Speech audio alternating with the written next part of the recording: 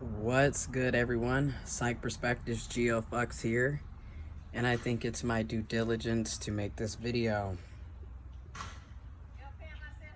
If you don't already know, once again, Betsy DeVos, our Secretary of Education, is screwing us over. She is discontinuing and getting rid of two of the federal student loan servicers that millions of Americans in the USA use. Those two student loan servicers are Nelnet and Great Lakes. A lot of us use Nelnet and Great Lakes to pay our student loans. I personally have been with Nelnet for 6 years, since 2014, when I first started paying my student loans for my undergrad bachelor's degree. And with Nelnet, ever since 2014, you could go on the website, nelnet.com, and make your payments. You could see the breakouts of how your student loans are set up. Like me, I have I have unsubsidized and subsidized student loans, and they're all federal student loans. And I think there's 5 components to it, and they break it down and show you exactly how much you owe, how much is going to interest, and it shows like how much you're paying. And it's just crazy to witness this happen. And remember, Betsy DeVos is also destroying Title IX, like gutting it left and right, destroying it. Which, when you think about sexual harassment and assault on college campuses, when you think about health care coverage for women and people who have vaginas and ovaries, and now as well as the Secretary of Education, our public school system has been failing for years because of how tax revenue is divvied and divided. And she's been gutting our public health education from the inside out. And now it's been a struggle for so many of us with student loans. Like, this has been an ongoing problem for quite some time. I would say for the last 20 to 30 years, this has been an issue. And now it's just getting worse and worse, and she's been gutting it left and right. And let's be 100% honest. You already know Betsy DeVos. The 5 new student loan providers for you to pay your student loans, more than likely are her friends. Her business partners. The nepotism that they have. They put each other on, and they hoard money and resources from everyone. And it's literally a revolving door of the same families making money, generation after generation, decade after decade. And and if you notice, everybody that 45 has elected to positions of leadership are all anti whatever they're over. So I'm from Michigan. I'm living in Michigan, Flint, Michigan to be exact. Flint lives matter. But I'm from Michigan. Betsy DeVos is from the Grand Rapids area of Michigan. So is Floyd Mayweather, Money Mayweather. That's about 2 hours away from Flint. 2.5 hours away.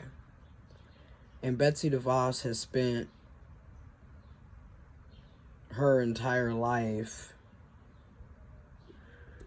a wealthy come from a wealthy family, married into wealth. They keep wealth together, It's nepotism all the way. And they're all about charter schools, for-profit charter schools, and privatizing education. And, it's just bad. So those of us in Michigan already know how the DeVos family works. And then at the same time, they have a charity. They have a DeVos charity, right? Where they appear to want to help people of color, black people of color, lower income, working class. But then when you look at how the charity is ran, a lot of the stuff that they're funding and supporting is also counterproductive. Because again, how can you care about people, black people, people of color, LGBTQ or lower income, but then turn around and not want them to have access to quality education, affordable quality education? You want to privatize everything. You care about women and children, but you don't want them to have access to health insurance. You want them to be victims to sexual assault and harassment and abuse. It's just, again, it's crazy what's happening here. And granted, this is, on the Republican conservative side of the spectrum, but guess what? There are Democrats and people on the liberal side that do the same shit, and it's time to call everybody out for this. Like, this is horrible. So back to the student loan situation. Also with Nelnet and with Great Lakes, you can go, there's an app. I have the app on my phone for Nelnet, and I see my monthly payments. You can have income contingent-based plans, which a lot of us have to have because you know how college is. A lot of us got screwed. We got the degrees, but we didn't get the decent paying jobs and salaries that we were told that would be there for us. And then regardless of your education and experience, you deserve a living wage, and most of these jobs are not living wages. Like, I was talking to one of my friends yesterday, and like we spent the day together just talking and vibing outside, of course, social distance, be safe. And he was just like, he has been working 2 to 3 jobs for the past 5, 6, 7 years, it seems like, and the cost of living is so high that you, even with 2 to 3 jobs, you still are barely making ends meet, or you're making ends meet but you're like having health issues, mental and physical, because you're working yourself to death. So like I said, and he also has a degree. The point is,